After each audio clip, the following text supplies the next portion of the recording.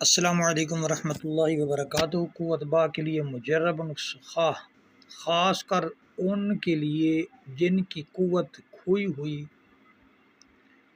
ہو، یعنی قوت کھو گئی ہو، قوت با دوبارہ لوٹ آتی ہے، آزمودہ ہے اور مفت ہے۔ تخم مدار 1 سے 3 دانہ روزانہ تازہ پانی کے ساتھ کھا لیا کریں۔ 1 برداشت ہو، 2 ہوں یا 3 ہوں، زیادہ سے زیادہ 3 استعمال کریں۔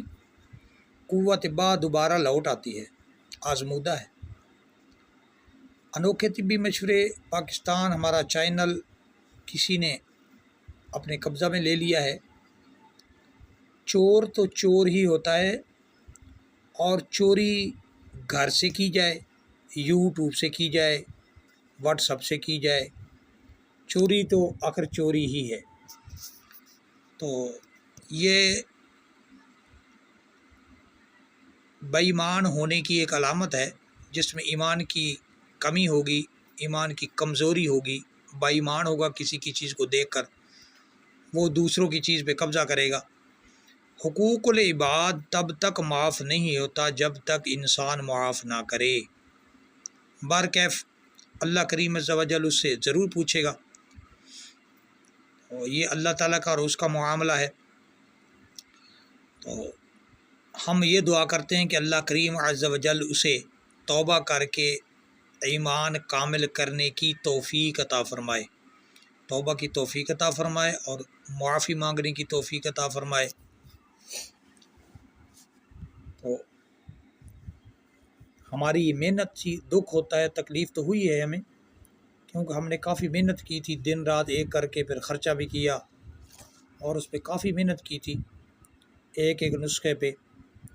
تو دکھ ہوا ہے، کسی کا دل دکھانا ایمان کی علامت ہرگز نہیں ہے۔ اللہ کریم برکیف نیکی کی توفیق عطا فرمائے۔ دوستو، نماز کی پابندی کریں۔ قرآن پاک فرماتا ہے ان الصلاۃ تنہی عن الفحشاء والمنکر، نماز برائی اور بے حیائی سے روکتی ہے۔ ایک آدمی نماز بھی پڑھے اور بے حیائی برائی پہ بھی لگا رہے تو اس کا مطلب یہ ہے کہ نماز اس کی قبول نہیں ہے، نماز کو نماز کی طرح وہ ادا نہیں کرتا۔ یہ نہیں ہے کہ نماز فائدہ نہیں پہنچاتی، نماز بالکل فائدہ پہنچاتی ہے، لیکن ہم نماز کی طرح اسے ادا کریں گے تو۔ کچھ لوگ پھر احادیث مبارکہ پر یا قرآن پاک کی آیتوں پر اعتراض کرنا شروع کر دیتے ہیں، یہ کم علمی یا لا علمی ہوتی ہے۔ قرآن پاک بھی فائدہ نہیں ہے۔ ہمارے عمل کچھ اس طرح کے ہیں کہ ہم اگر نیکی کر رہے ہوتے ہیں تو خیالات ہمارے کہیں اور ہوتے ہیں۔